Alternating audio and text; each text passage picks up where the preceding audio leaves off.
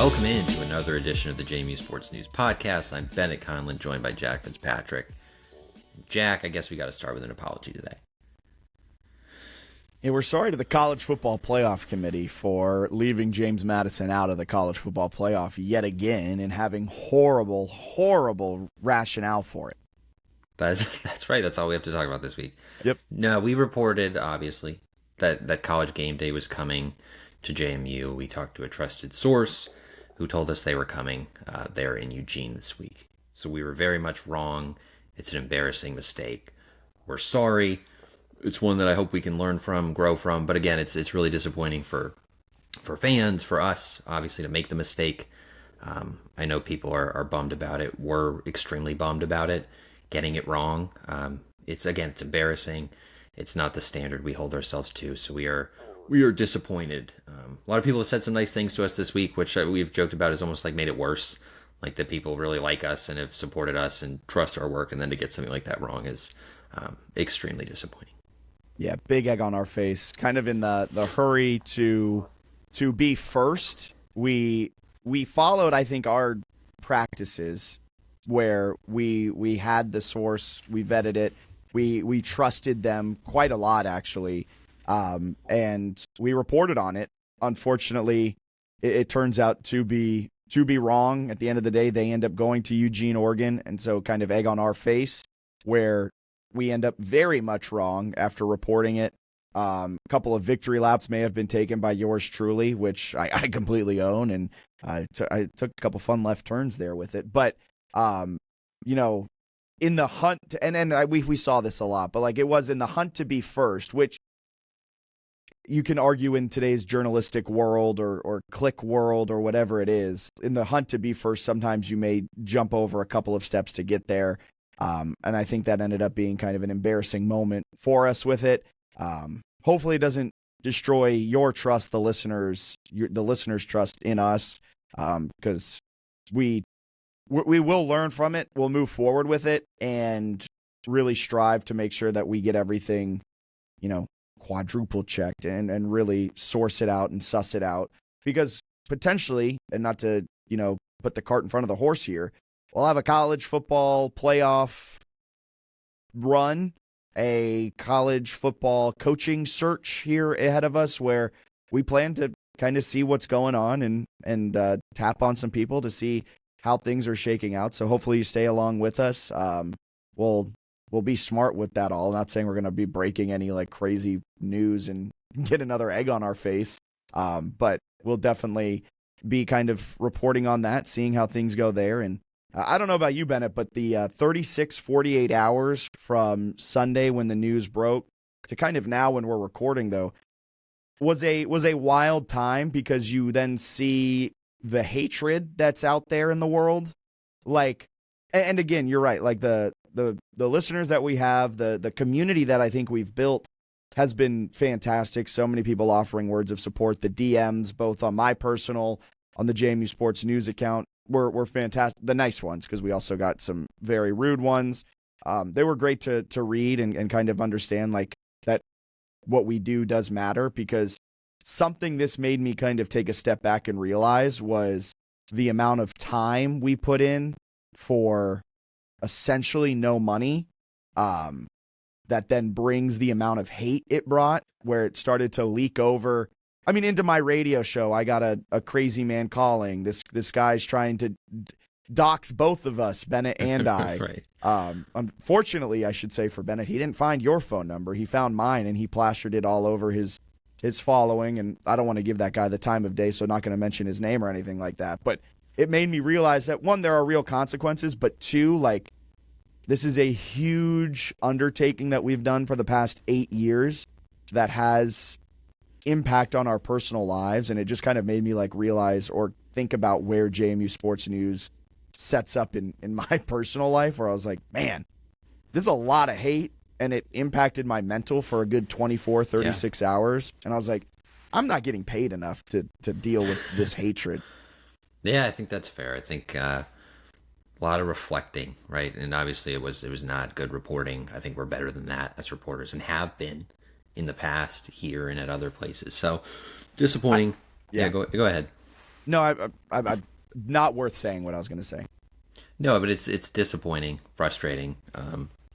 If a North Texas fan site reported they were getting Game Day and did not get it, I'd probably dunk on them, to be honest with you. So like I think it's one where like the dunking is warranted to a degree, like you're saying. The dunking's 100% warranted. I think the dunking the dunking is warranted. The hate isn't. And I know it's the social media world that we live in, and we have now put ourselves into the public eye, and whatever small public persona that we may have, that comes with the territory. But typically when you're a public persona, you at least get a little money for it. I hear you. I don't know. Maybe I'm just too caught up on the money side of things. No, I get what you're saying. But yeah, I mean, I'm disappointed in the reporting. I think we messed up, and we have to own that. You got to wear that for a while. So we will. And like you said, we'll improve from it and keep doing what we're doing. Maybe. Did you hear the news though? A little less vocally, but what's that? Did you hear the news? Game Day might be coming for Coastal game.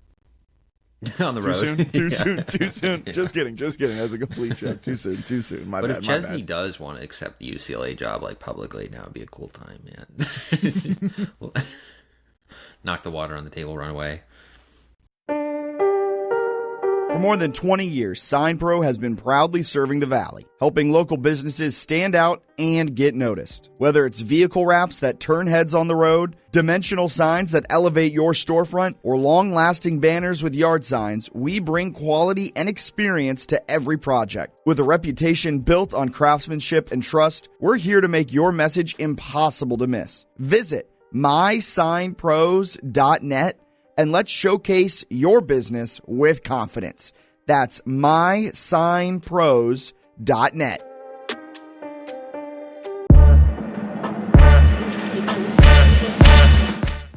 Every Monday, go to the house with former JMU quarterback Vad Lee and Hall of Famer Delvin Joyce.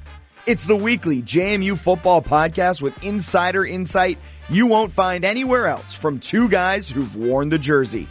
Listen now. Subscribe to the JMU Sports News Podcast Network to never miss an episode of To the House every Monday. Love JMU Sports News? Help us keep bringing you the best coverage we possibly can. Support the show and fuel our work at buymeacoffee.com/JMU Sports News. Every cup keeps us rolling all season long. Buymeacoffee.com/JMU Sports News. Big win? Huge play? Don't just remember it, wear the moment. Breaking Team makes shirts that capture the game's biggest highlights right as they happen. Gear up today using the link in the description. College football's back, and it's time to upgrade your game day gear. Right now, claim 15% off at Home Field. The best retro and vintage apparel in the game. Rep JMU in style. Don't wait. Check the link in description to get your 15% off. Anyway, I guess let's talk about the game, because I think that's another part that I was maybe most disappointed, or one of the things that disappointed me the most, is that it did take oxygen from the G5 conversation, from the JMU conversation, and they beat App 58-10. You know, I think it may have taken oxygen away from that game because that was just such a I think the game was over after the second quarter. After the first half, it was done, and it was just utterly. It was an embarrassing performance for App State, where they were outgained by, I think, 500 yards. I've never seen an opponent get outgained by 500 yards. Really like a conference game. I'm interested with Loggins and his future there. What exactly that looks like, because App State fans were pissed because there's the clip of him. I can't remember what quarter it was, but it's there's a 10-year-old kid looking at his tablet with him. Yes. They didn't like that, and I understand why, right? It's the middle of a game against a rival. You're getting blown out, and you have a 10-year-old looking at your plays. It's probably not the right time to do that. I also think with Marshall and their first year head coach Tony Gibson, they've pretty clearly improved over the course of the season. I don't know that you can say that about App. They've kind of sucked for 10 games. They've kind of just been bad throughout the season. They had a couple second halves recently that turned what would have been a 20-point loss into a 7-point loss, and they're like, look, one possession loss. But I think that was framed in a weird way. So App's in a weird spot. In the Sun Belt, which we'll talk about in a little bit, Sun Belt kind of needs App to be good. The East especially needs App State to be good because Marshall, you assume that they're going to be consistently good. Gibson's doing a good job over there with the Thundering Herd. ODU's always plucky. ODU's having a really good year this year. Feels like finally they're putting things together under Ricky Ronnie. And you got JMU, but Southern, their fans are revolting against Clay Helton. State doesn't exist, and the rest of the East and West really wants App to be that kind of. I mean, they've been that golden child of the Sun Belt because of all their success that they've had. I mean, for multiple generations now. Yeah, like they're a team you're kind of counting on. And the West just sucks. The West sucks. So. And yeah, you got. I mean, Southern Miss is like good, and everyone else is like ugh. But like, I think there's another. Head coach of App did a lot this week to kind of rub his fans the wrong way. I think keeping A.J. Swan in late in that game rubbed a lot of their fans the wrong way. He ended up getting hurt. Yeah, like that was a bad look. And then he made some comments. Delvin talked about this on To the House. He made some comments like about, what was it, the spread or like, well, yeah, he was like, he knew they were 3-touchdown underdogs, which sometimes coaches will bring up, but kind of a weird one. Like he was like praising JMU a lot. It wasn't more of like they don't believe us. It was more like, yeah, we're 3-touchdown dogs. Like it could be horrible. It was like, oh, don't know if that's the right thing to say. I do think also, just to plug, I thought this was maybe the best To the House of the season. I thought they did a great job this week. Vad and Delvin. I thought Delvin listening to App podcasts like a sicko added some like fascinating insights. So I was cracking up at those because it is interesting to get the opposite perspective of like JMU just beat a team by 48. Here's how the opposing fans feel, and they feel like their program's in disarray, which is a good sign for the way JMU played, right? To have them like contemplating big picture stuff about their program. Yeah, I mean they're going through it over there in Boone, North Carolina. I mean, if it was JMU and he had some tough years, and then you hire a guy who's really struggling, like I don't know, they got to look at that hard and long because he might have a short leash. Especially an App State team that has kind of, I mean, since JMU moved up to FBS, JMU had the huge comeback win in year one, but since then, App played spoiler to JMU in year two, a huge comeback for App a year ago. It kind of felt like App had all the momentum in this rivalry, and I think the game on Saturday adds some fuel to the rivalry discussion that App State fans were trying to underplay. This is no rivalry. This is no rivalry. And then JMU comes out and wins by 48 points and just absolutely mollywops them. I think adds some more fuel to the fire, but it adds more anger for App State fans who thought they were better than this. Probably rightfully so, too. Pretty much everything played out well. I'm curious your takeaways. Like, I mean, the defense was good, the offense was good. What kind of stood out, if anything? I mean, really freaking good. Yeah. You look at the expected points added chart, and it is funny because the first quarter it wasn't the best. The first quarter kind of had this feeling of, oh my goodness, like, is this going to be a game? I remember we were tweeting like, hey, pass the ball more. They aren't stopping it on first down. Pass the ball more. And App State and JMU both had negative EPA, total offensive EPA through the first 15, 20 plays of the game. And then after about play 30, things just started to trend upwards, and they started getting positive play after positive play after positive play. And they end with an EPA per play of 0.16, which ranks in the 76th percentile of all games this year, a success rate of 48%, which is 81st percentile, and they averaged 7.11 yards per play. Just an absolutely dominant performance from JMU in every facet, and they held App to just 2.9 yards per play. That is in the first percentile of all games, meaning horrible. And JMU held App to a 23% success rate. I didn't even know this was a number. The 0th percentile. There has not been a worse game in terms of like percentiles this season. That's horrible. It was pretty crazy, man. It was impressive. And then like our dude, man, our guy, the prince who was promised, Joby Mallory. This formation, the two tight ends. Here is a handoff to Joby Mallory. He's going to follow the left side, stay on his feet, reach out to the goal line, and he's in. Touchdown, Joby Mallory. Touchdown, JMU. And for Joby, that's his first rushing touchdown of the season, his third as a JMU Duke. First down situation, Mallory again, straight ahead, and he does tumble on into the end zone. So come on, I'm going to take you into the purple. 8 carries, over 100 yards, 3 touchdowns. Joby. Don't crash your car if you're listening to this right now chanting along, but Joby. He's been unbelievable. I think Game on Paper said his success rate in the game was like 88%. So pretty much every carry he had was a successful carry. He was phenomenal. Sluka comes in, 4 carries, 70 yards, and a touchdown. I'm thinking maybe we got to get the Sluka package back. Stop right? it. No, I was Stop serious. It. I mean, I'm wrong, I know but like, I don't know. I still think not the first time you're wrong this week. Yeah, exactly. This one's like less of a thing, but I just think that Sluka was electric. Barnett was pretty solid. I feel like they should have let him throw more on early downs early in the game, but they got the running game going in a way I didn't think they would. They went over 300 rushing yards against what is a pretty good rushing defense. I think some of that is because App's defense was on the field pretty much every play. Well, do you want to know the play discrepancy between the two sides? It was a lot, right? It was at least 30. JMU ran 97 plays. App State ran 72.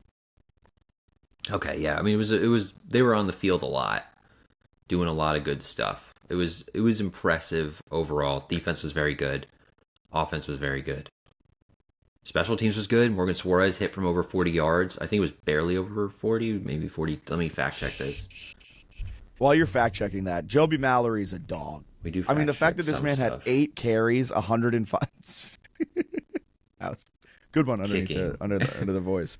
Joby was fantastic. 8 attempts, 105 yards, 3 touchdowns. I think to the house brought this up too. Are we getting our guy the ball? Why doesn't he get the ball more? Like Jordan Fuller has been exactly what they've asked for, like short yardage. So maybe that's why he got dinged up. I know, but like, you know, I'm with you. 42 yards. You can't get him 5 carries a game. He's averaging 100 yards a carry. We can't get him 3 of those a game. Don't check my math on that. Right? Like I'd like to see him get the ball, man. I'd like to see him get the ball. Suarez, 26, 38, 42. So he was good, made all his extra points. It was some good stuff overall from them. Wayne Knight had a couple nice punt returns. Yeah, like specials looked a little better. Like it was really good. I think, and we'll get into playoff in a second. Did you hear Summerall? No. You didn't hear Summerall? No. He had a quote where he was like, I don't think we're a top 25 team. If there's 25 teams better than us, there must be a lot of bad college football happening around the country. That's bad. We aren't good. If we're average at best. He's trying to do anti-rap poison. Yeah. Yes, he is. And God, he's really fucking annoying. He's a really good coach, but like he is, just shut up. Also, like, yeah, he's horrible. Just there must be a lot of bad football being played if we're a top 25 team. I agree with him too, because his team should not be a top 25 team, and I don't think they are in the AP poll. But the committee has different standards, I suppose. But my thing is like the defense that JMU has, and now the improving offense, like the complete offensive and defensive package. To me, even with the strength of schedule, and obviously I'm biased, I think it's the best of any G5 contenders, given the fact that USF has shot itself in the foot repeatedly and is now like out of the conversation. Did you hear South Florida fans have like turned on Golish? Yeah, that was sick, where they were talking like they were trash talking JMU fans and anyone else who thought they had a chance. And then they're like, of course we lost. Coach doesn't care. Coach is interviewing elsewhere. It's like, that's not what you said 5 days ago. So how many interviews did he take in the past 5 days? Also, according to like every source out there, and that's a touchy subject right now with us, but Football Scoop has it of Chesney being like a front runner for UCLA, right? Yeah, UCLA, and then like maybe angling to be in the Penn State conversation. So we'll see what happens there. There's a lot of smoke to him leaving at the very least. But like, you know what JMU did with all that smoke? 58-10. They gave that smoke to App State. Meanwhile, Alex Golish lost to Navy. Yeah, I don't think just the But fact you know that you're why? interviewing is an excuse. You know why they lost, though, right? Cold. It was cold. A little cold. It was like 54 at kickoff. And, like, Horvath got banged up in that game. So they're rolling with the backup quarterback, Navy is, in a game where neither team could get stops. And Braxton Woodson's running for 50-yard touchdowns on them. Like, their defense has holes. Tulane's defense has holes. And I don't want to rag on the other G5s. I feel like the G5 hate isn't great because you get a lot of takes this year, especially. The G5 has no business getting a spot. I feel like that's one that keeps coming up. But, like, Tulane played FAU, and they got a stop on 4th and goal at the 1-yard line in an 11-point win. Like, that game was really close against Florida Atlantic. Yeah, but, like, I see what you're saying. I 100% see what you're saying. The difference between Tulane and JMU, though, is they got the stop on the 1-yard line. JMU couldn't punch it in against Louisville from the 1-yard line to make it a one-score game. That would have helped. It would have helped. That's how important those yards are when it comes to this point of the season. Yeah, I mean, it would have been nice if they had kept the Louisville game to one possession. When I turn on JMU, and I turn on Tulane, and I put on North Texas, I think JMU's defense, and people were roasting this take, is the only one that could, like, hang in a playoff game. And I know people were like, oh, it's ridiculous, this is a joke. I'm not saying they would dominate Georgia or Texas Tech. I'm saying I think if North Texas was in a playoff game, it would get its ass kicked. You got an email. Defensively, I did get an email. I think they would get absolutely cooked. Defensively, especially. And I think the same is true of Tulane. So, I don't know. I do think JMU right now looks like the most complete G5, which seems to not matter to the committee, which is fine. The committee is annoying because they talk out of both sides of their mouth. Like with Notre Dame being now ranked ahead of Alabama, the reasoning for that, they said, was because we're looking at Notre Dame's recent body of work and how they're playing exceptionally well right now. And then when it comes to the G5, they're like, well, looking at the entire picture here, we're going to throw out the P4 games and we're going to look at how their schedule has been shaped up to this point and how they've performed. We're going to not look at how they've been playing as of late. It's like, well, if you're going to use that rationale for Notre Dame, how are you not using it for the G5 spot? And it's just super confusing when you could even go down the list 1 through 25. They use a different rationale that contradicts themselves for almost every single spot. Like, that's the frustrating part with it all. If it's strength of schedule, say it's strength of schedule. If it's strength of record, say it's strength of record. If it's something not involved with any of that, say that. But, like, to give Notre Dame the benefit of the doubt, and then for the group of 5 teams, you're like, well, they lost to UTSA, but they played Ole Miss. Good for them for playing Ole Miss. At least they gave it the old college try. And it's like, well, yeah, JMU also played a P4. It just so happens that their P4 has faded down the stretch. But the Louisville team that they lost to by 14 points beat the team that you have in the college football playoff around the same spot as Ole Miss. What are we doing? Like, what are we doing? You know what I mean? Yeah, I think it's just there's no rationale. I was looking at the Collie Matrix, folks, which I really enjoy their resume comparison tool, which I found a day ago and should have found way earlier. But I think I've been looking too much just because it's super convenient at the ESPN strength of record and the ESPN like playoff percentage joke stuff that they have up there. I don't think the committee's metrics are really close to that. Like, I don't think what they're looking at matches at all what ESPN has on their website. I think the Collie Matrix, which is like a computer algorithm that claims it takes out bias and all this stuff. Kind of like the BCS. Maybe we should go back to it. It's like BCS stuff, yeah. But essentially, maybe we should go back. Call me crazy. It claims that it takes out some certain bias. It has a really cool resume comparison tool, and I think it speaks more to like the accuracy of what we're looking at, where you see the strength of schedule, where everyone's like, oh, JMU's strength of schedule isn't actually that bad. It's like, well, if you look at like this tool, it is. This one has them at 127th, where North Texas is 113th. Tulane is 47th. So like a pretty significant gap there compared to what ESPN has. But essentially it has JMU as one top 50 win. It's against ODU, which this metric has at 39th. And they only have one top 75 win, and it's ODU still. But then you look at Tulane. Tulane has 5 top 75 wins and 2 top 50 wins. So I think they're looking at this and being like, look, they have a bunch of good wins. Ole Miss loss we don't care about because Ole Miss is a wagon. UTSA we don't even really care about because JMU doesn't have anything right now. But I think what's interesting is if you look at North Texas, they have a very comparable resume to JMU. Navy also kind of similar. Like they don't have, neither of those teams have all these top 75 wins. Like Navy also only has one. It's against South Florida. So you're saying if Tulane slips up, it gets way more interesting. Like Could JMU slip their way in over Tulane with 2 more wins and a Southern Miss win? Like, is there enough quality opponents in the final 3 for them to shimmy their way above Tulane? Or I think if only both if teams they win out? Only if they start looking at maybe like eye test a little more. But I think what's interesting with this metric in particular is they have Coastal Carolina at like 65, and Northwestern is at 61. Duke is at 58. So like a win at Coastal in this metric, which I wouldn't be shocked if they're using this or something similar, would be like almost equivalent to beating Duke at home. Like the Coastal game is surprisingly going to be a big chance. Washington State was North Texas beat. They're 68th. So again, that's kind of close to the Northwestern one. That's basically the same as like beating Army. They have it as. It would obviously tie they've got it as the 3rd best win for North Texas. So it puts you right there if you beat them. And then you add the Coastal win.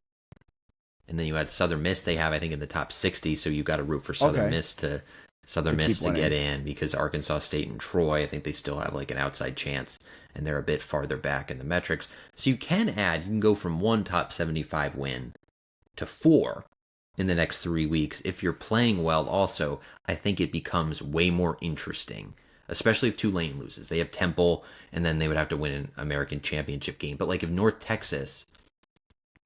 they got one other game on that schedule. Yeah, they play Charlotte, which I'm sure... Well, I guess the Charlotte one is worth noting because it does ding the strength schedule.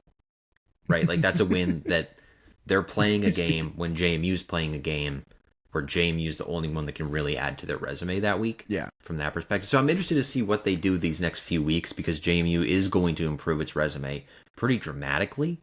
Maybe not enough to get in, but it becomes more of a conversation. It becomes a really interesting conversation if Tulane loses, because North Texas does not have a lot on the resume.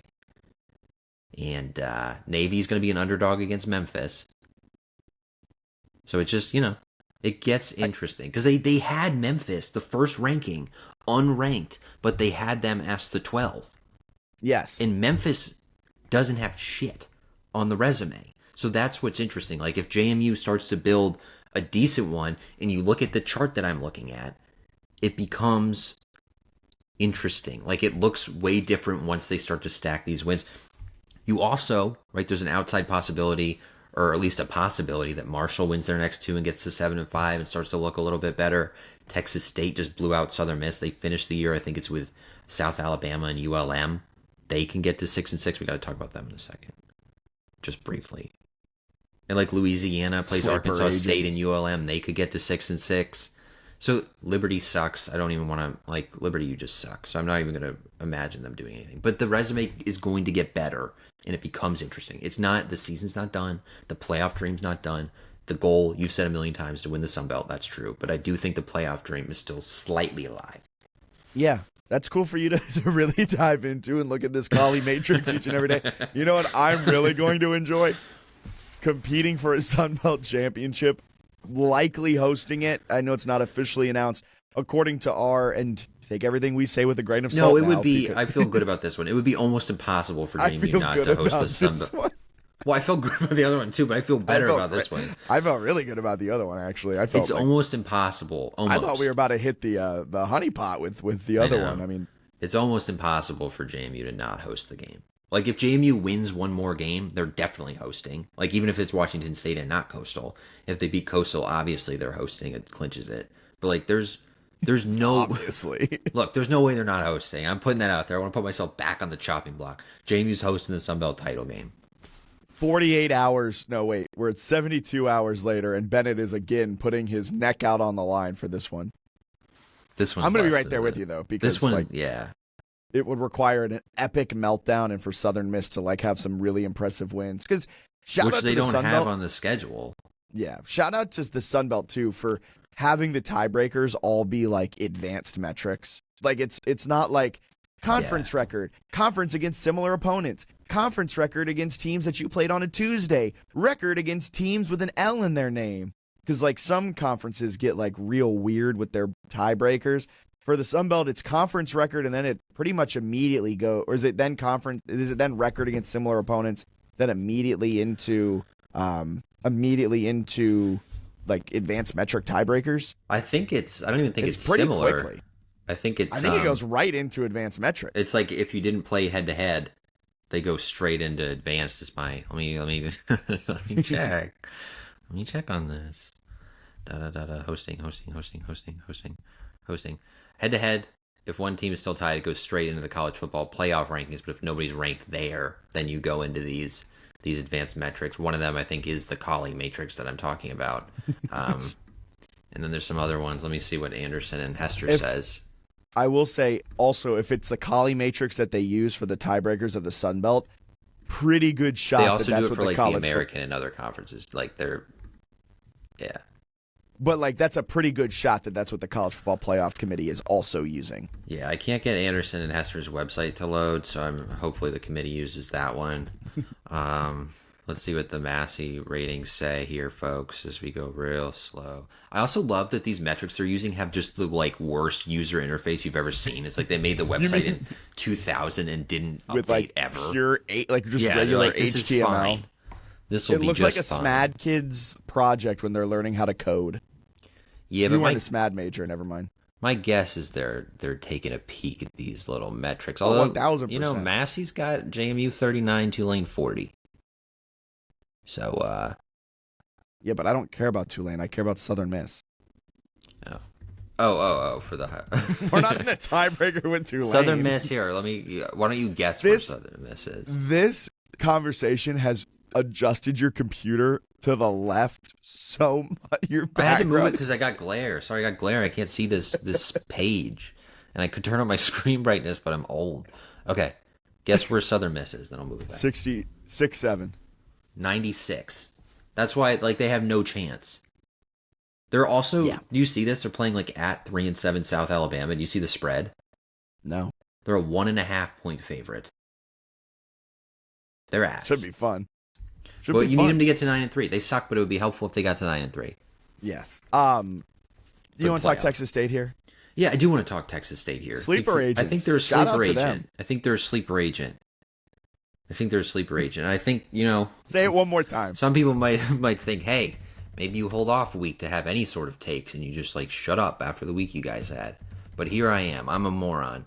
So I have some takes about Texas State. They're 4-6, and I think these aren't from sources. These are from your own brain, so you're good. Okay. They're 4-6. I think they're the best team in the West. 1-5 in Sun Belt games. Am I wrong? Am I crazy? What they're 1-5 in Sun Belt games. Those 5 losses outside of those 4 of the 5 have been within a score, right? Here's what bothers me about them. The JMU games, they're one blowout loss in conference play. There were 2 teams this year that needed to with ODU being good, JMU needed some combination of Washington State to finish the job against UVA and Oregon State. If they'd done that, they'd be 7. Ole Miss. Or Ole Miss, they'd be 7-3 if they got 2 of those 3. Looking pretty darn good. That would be a big time win for them.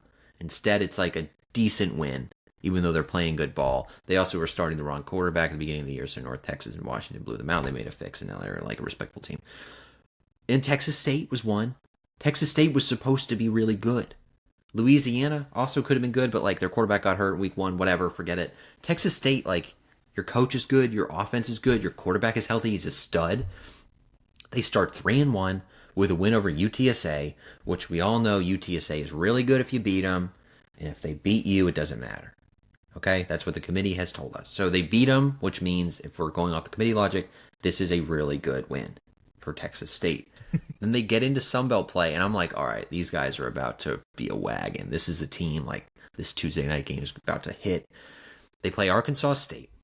First conference game of the year. These morons they score a touchdown on a 2-play, 65-yard. It's a tie game late in the fourth quarter, 24-24. There's so many points in this fourth quarter. 41 combined points of the 61 in the game in the fourth quarter, which is its own thing. But they get the ball. They get the ball with 1:15 on the clock, and they need to go 66 yards for 66, I guess, for a touchdown. Sorry, there's the light, and I turned my computer back. There's 66 yards for a touchdown. I'm getting some motion sickness with the amount of moving. You'd be fine if you just go down, score a field goal. These idiots go down, and they score a touchdown in 2 plays. So they go up 30-24. Their kicker, I won't name him because I don't want to rag on anyone. He's probably the best kicker in the Sun Belt. He misses an extra point. So I went back because I didn't watch the game live. I went back because I was getting angry this week. And I went back and I said, they must have blocked this thing. And I found some bootleg YouTube video of this game. And I'm skipping through all the stupid points to try to find it. This man shanked it. He shanked it. He didn't have it blocked. So then I go and I look. And I'm like, has this guy, what's his history like? He started his career at USC, transferred to Texas State. He's been incredibly reliable. He has not missed another extra point all season. I think he's 14 of 16 on field goals or 16 of 18. He's been unbelievably good. And he just shanks it. Then, of course, they give up a touchdown. 6 plays, 75 yards, 53 seconds. And Arkansas State makes the extra point to beat him by a point. I'm devastated. He was 27 for 28 on extra points in high school. Okay, so you went back to his high school days. Yeah, I did. So bro, dating you're back, a sicko. and I was considering. Don't say middle school.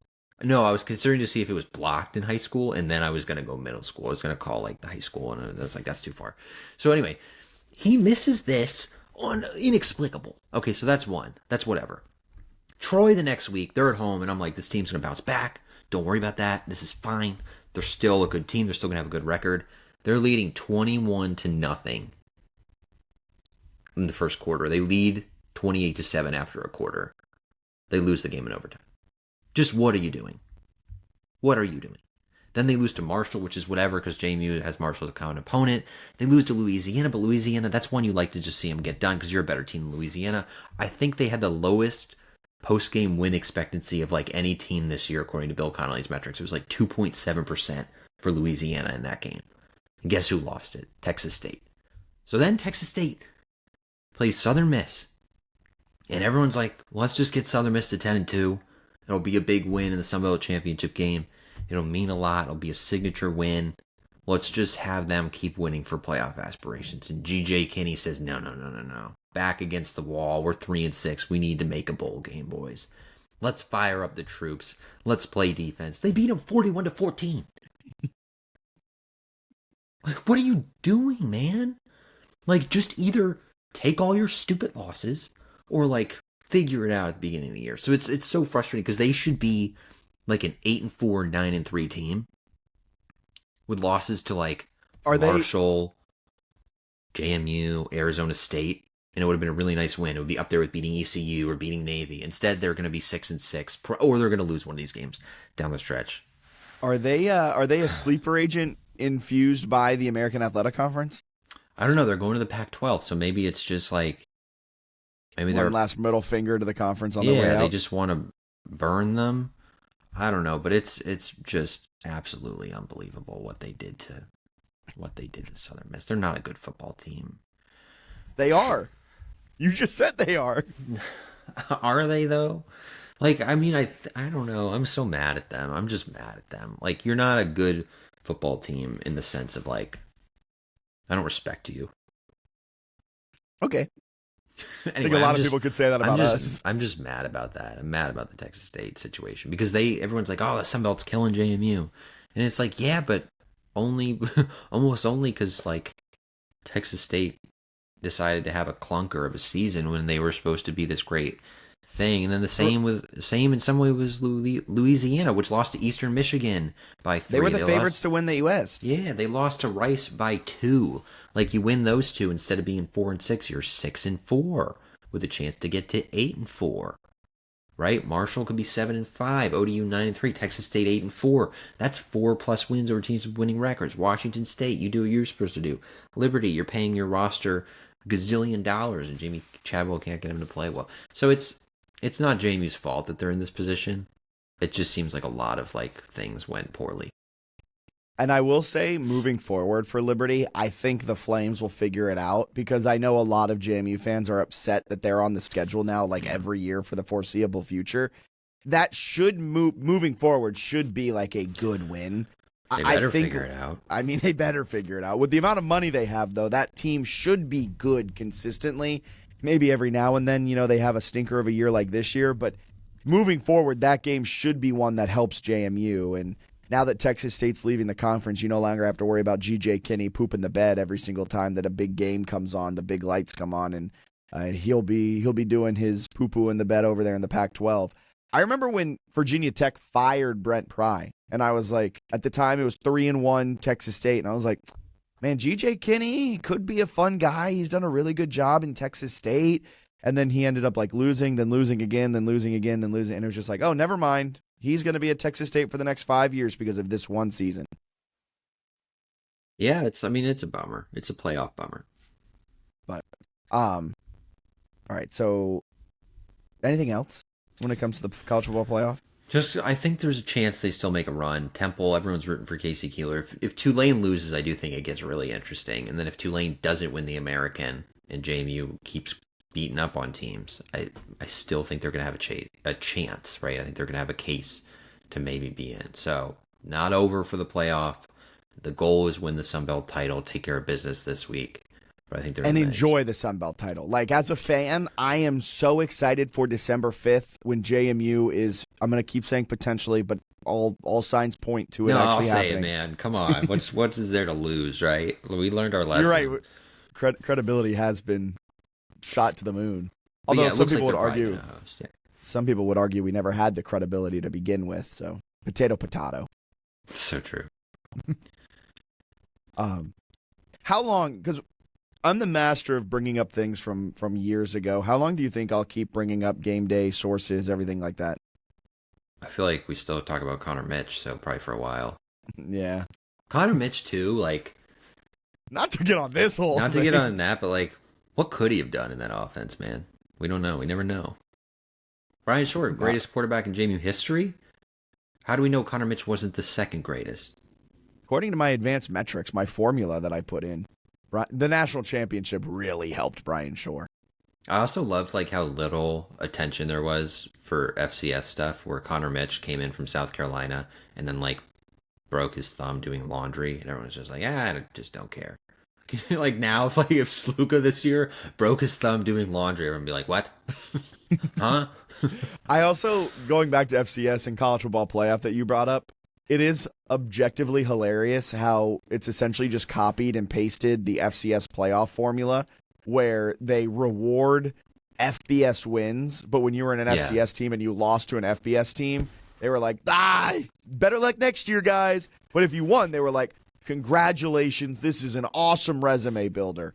And now in the FBS, when you're a group of 5 team and you lose to a P4 team, they're like, good job scheduling them. Congratulations. And now when you beat them, they're like the fact that they parade around Northwestern as a good win, it's like, that team sucks with a capital SUCKS. And you're telling me that's a good win? And like Duke, not that great of a team, and they're like, congratulations, you won that game. Ole Miss game, you get mollywopped, and they're like, you scheduled them. Congratulations, you tried. It's so funny how it's just the FCS playoff format copied and pasted to G5. Yeah, I'm pulling up the quotes from the chairman. I will say ASAP Sports made a minor mistake where they accidentally double posted like the media conference transcript, and they did one from Adrian Moronk, who's a professional golfer who was playing overseas. So it says CFP media conference, and the question is 62. Bogey free. How would you assess your round? And Adrian is very pleased with his game today. He played very solid. The putter was hot, and he hit a lot of good shots. Okay, so the real one, which we have, Hunter Yurachek is the new chairman because because the Baylor guy had to step down for verbally berating someone, right? He says it wasn't for that. But that's what he did, right? He verbally berated like a cheerleader. Yeah, or like a player for wearing the wrong colored shirt was sort of the thing I had heard. Or seen, read. I didn't hear anything. Yeah, last time you heard something. I know. So I guess both of us need to just have earplugs. We can't listen to anything. I know. I'm trying to find. Okay, here we go. We had a couple questions. I know Katie Harper asked one of them specifically about JMU. The first one, somebody asked Hunter, wondering what in your eyes made Tulane the most deserving G5 team to earn a rank. What impressed you the most? Blah, blah, blah. First and foremost, the American is a really good conference this year, a really top heavy conference. Then you look at Tulane's schedule, the fact that they went outside of their conference and played 3 Power 4 schools in Northwestern, Duke, and Ole Miss, winning. Northwestern should not count. Sorry. Well, it's kind of stupid because it's like, I'm sure JMU would have taken home games against Northwestern and Duke. That's the other, like I it's don't wild think that they Tulane's agreed able to to them. Like, that's like most teams would be stoked for that. Arkansas lost to Memphis at Memphis. Like, if JMU was able to host a P4, they would obviously do it. Okay, Boston College. Like, that's essentially being like, congrats at JMU for hosting Boston College and winning by 35. It's like, that's what they should do. They don't talk about ODU beating Virginia Tech, which is the same fucking thing. Okay, so anyway, then they said a very impressive win at Memphis. That is true, and a win It's not the same thing. ODU was at Virginia Tech. Sorry, go ahead. Yeah, it's even better. And a win against East Carolina, which is really coming on late. That's really what the committee saw. So they kind of dodged that one a little bit. They're just like, America's good. JMU has a win over ODU, who's coming on late. Like, under the same type of like rationale, it then. Okay, go ahead. I think it's going to get interesting if they keep playing well and some of the other teams don't. But we'll see, because I don't think they're watching the G5 right now at all. No, they're not. And it's so funny to me too, because like they're not watching the G5, and every team that's been ranked has then lost the following week. So maybe it's a good thing JMU didn't get Temple's ranked. coming off a bye also. Okay, Casey Keeler. Whew. Yeah, I was just curious when this is Katie's question. I was just curious when you're looking at a team like Tulane that has a 22-point loss to UTSA, how that stacks up in comparison to maybe a JMU team that's 9-1 but doesn't have that overall strength of schedule compared to a Tulane. And Hunter says, I think that was the main differentiator between when we had some discussions about the group of 6 teams. I do like that he's already lumping the Pac-12 as group of 6, even though it's a 2-team league. So it's just like this guy. And James Madison was in that discussion this week. So he's confirming that they're one of the teams that's like actually being discussed. And I believe with their ranking system, you have a list of 30 teams and then they rank the 25. So my guess is that they're very close to being ranked among the G5 teams that are in the discussion. It's really their strength of schedule, he says. They played 1 Power 4 team and they lost that game at Louisville 28-14. Fucking punching in from the one, boys. Then you look at the strength of Tulane. He didn't say that, I did. Going back to Hunter. Then you look at the strength of Tulane's schedule, playing 3 Power 4 teams that they lost to our 6th ranked team in Ole Miss, but they beat Duke and beat Northwestern. They've also got wins in the league and the American, a very strong league against Memphis and East Carolina. A loss versus UTSA is a metric that is on Tulane's schedule. We have a lot of respect for James Madison and the team that they are, especially they're really good on the defensive side of the ball. But the strength of schedule is probably the biggest differentiator between Tulane and James Madison at this time. That's fair. And then you mentioned it earlier. Yeah. Like, Tulane's 47th. Wow, I just went through every Commonwealth school in my mind before getting to JMU because of my radio show earlier today. I just went through UVA, Virginia Tech. No, JMU. JMU was 127th. So, yeah, I mean, it makes sense. At the end of the day, I'll say one thing on college football playoff. I've let you have the floor on this because I don't care too much about the college football playoff. Win the East. If you get into the CFP, that's awesome. If you don't, that's awesome. Just win out, and you likely will get in. Like, that's my approach on it. If you win out and you dominate these games like you should, the odds of you getting in the college football playoff are greater than 50%. And those graphics that you see up during the games that are like, JMU, 55% chance to make the college football playoff, and then you see the college football playoff committee ranking not put JMU in there, and you're like, what do you mean? Like, the graphic has it above 50%. What do you mean? That still is, like, true, because JMU has the easier schedule here on out and the easier path to winning the Sun Belt. Tulane has the harder path, and so their win probability is lesser than JMU's in the next 3 games to finish out the year, meaning their odds to make the college football playoff are still less than. So if JMU handles its business, they have a better than a coin flip chance to make the college football playoff. I also think, like, what he's saying, and they just get mad at it, but I do think he's, like, unintentionally or intentionally, like, shitting on North Texas a little bit, where he says, like, Tulane, You look at the strength of their schedule, playing 3 Power 4 teams. North Texas didn't play any.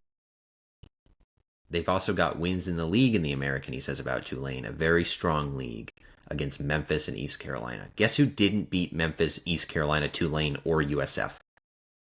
And also North he Texas. said, did North Texas play Tulane this year? No. That's what I'm saying. Like, they haven't had those. So when he talks about, like, Tulane played this hard schedule and Tulane got these great wins, like, the same is not true of North Texas, which is relying heavily on, I guess maybe the Washington State game, but really the recent Navy win. And they play Rice and Temple to end the year. So they're not putting up crazy style points either. So I do think it gets interesting if Tulane slips up, how they would view North Texas, which doesn't have a good strength of schedule. Their loss was to a conference team, right? So they haven't even played a P4 team. It gets interesting. Like, I do think they're high on Tulane for a reason, but those reasons don't translate to other teams necessarily in the American, including Navy, which hasn't played that many great teams and really has the USF win as kind of their one big achievement. Yeah, and South Florida now out of the college football playoff conversation, so that kind of then almost eats itself. So fun stuff. Let's take a quick break. We'll be back with some voicemails on the other side. For more than 20 years, SignPro has been proudly serving the Valley, helping local businesses stand out and get noticed. Whether it's vehicle wraps that turn heads on the road, dimensional signs that elevate your storefront, or long-lasting banners with yard signs, we bring quality and experience to every project. With a reputation built on craftsmanship and trust, we're here to make your message impossible to miss. Visit mysignpros.net and let's showcase your business with confidence. That's mysignpros.net.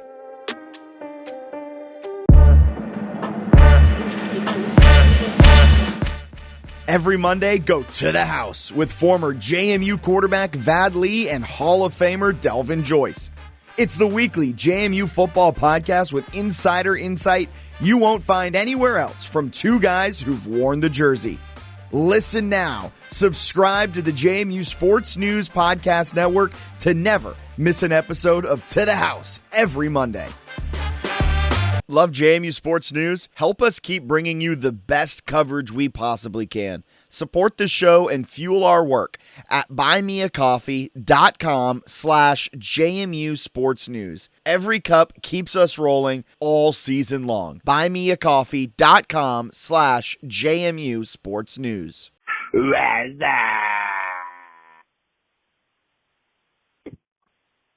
Mountaineers suck.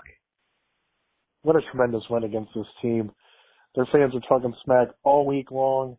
After the snowballs last year, definitely my personal biggest win at home since the absolute stomping we gave Sam Houston in the Tundra of 2016.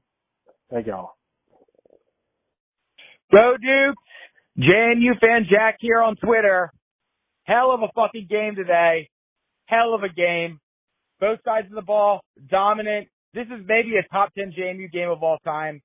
Or maybe not, but still, hell of a freaking game. And I'm so freaking excited going forward. I know I say it every week, but I'm really freaking excited about this team. Let's go win a fucking Sun Belt. Go fucking Dukes. It's Joby time. 2 minutes, 10 passes. Peace. Yeah, great win for the Dukes. Huge rivalry win. Obviously, App State's not that good this year, but whatever. I mean, we did what we had to do. Wide margin of victory. Awesome. So, yeah. Honestly, also, I don't want game day. I mean, I'm sorry, there's some kids that haven't experienced it yet. I mean, that kind of sucks. But honestly, like, we have a horrible game day record.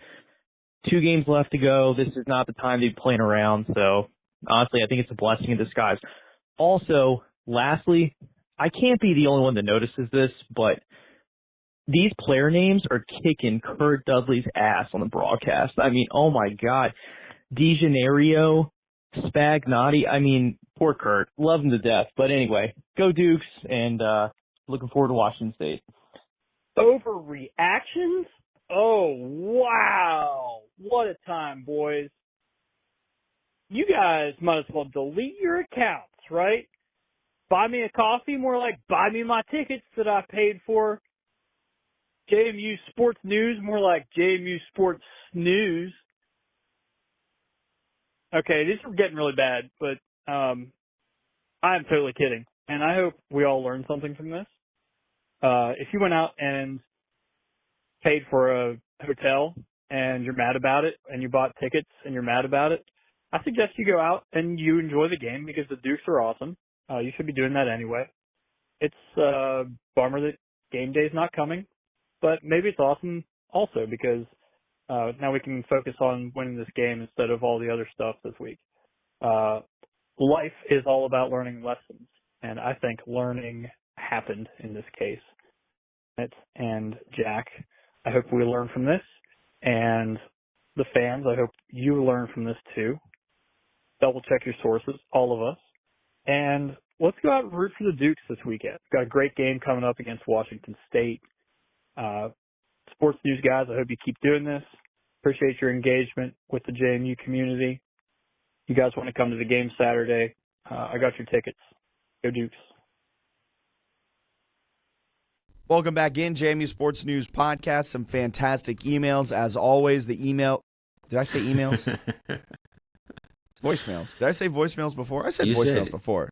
You said voicemails before the break, and then you said thank you for your emails. Yeah, so thank you for the voicemails. As always, the voicemail line opens up right when the games end, and you can call it in. We tweet out the number each and every time, and if you watch on YouTube, which we recommend you do, also subscribe over there on our YouTube, you can find the number over there. And I say that because I yet to remember the phone number. I think it's 540-227-0881, but don't quote me on that.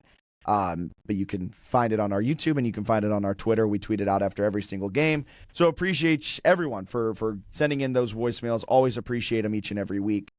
Anything else you got to add here before we wrap things up, Bennett? Men's basketball, bounce back win. Women's basketball, some up and down results as well. We'll keep tabs on those. Yeah, and we'll turn our attention potentially to basketball. I don't know why I said potentially. That sounds really ominous. We'll probably podcast less in the winter, though, this year, because it feels like it's going to be kind of a basketball slog for a while. Yeah, well, maybe not every week. Maybe it goes to every other week. Yeah, will Mom Talk survive this? Will Mom Talk survive this? The thing with both of them, and I think we saw it last year, and say what you want about the women's basketball schedule, I don't think they were ever getting an at-large, and I don't think men's was ever getting an at-large. So these losses in non-conference, it may be like, oh, man, or the win. It's a good win for JMU over Towson. But for the women's basketball side, the Villanova loss hurts, but it's not like, oh, man, they are still a uber-talented team that are working out some kinks before Sunbelt play, which is the point of non-conference. It's especially for a team like JMU, they don't really have at-large aspirations. You want to work out the kinks now so that in Sunbelt play, you're firing on all cylinders. Feels like that's what men's basketball is doing. Feels like that's what women's basketball is doing. Yeah. And you had a really good stat where Spradlin teams, when he was at Moorhead, typically stunk in non-con. And then when January hit and conference play started, they flipped the switch and they were one of the best teams in. What was Moorhead State in? The OVC. OVC. Yeah, I still have a lot of faith in him to get it figured out. But anything else you got to add? No. Okay, for Bennett Conlon, I've been Jack Fitzpatrick. Joby Mallory is the prince that has been promised. We are so glad he got going. We are very excited to see him work more into the lineup, hopefully. This man needs 5 carries a game, at least. At least. Feed Joby. Feed Joby. All right, have a wonderful rest of your week. Follow along with everything we're doing. You know where we are. All that fun stuff. See ya.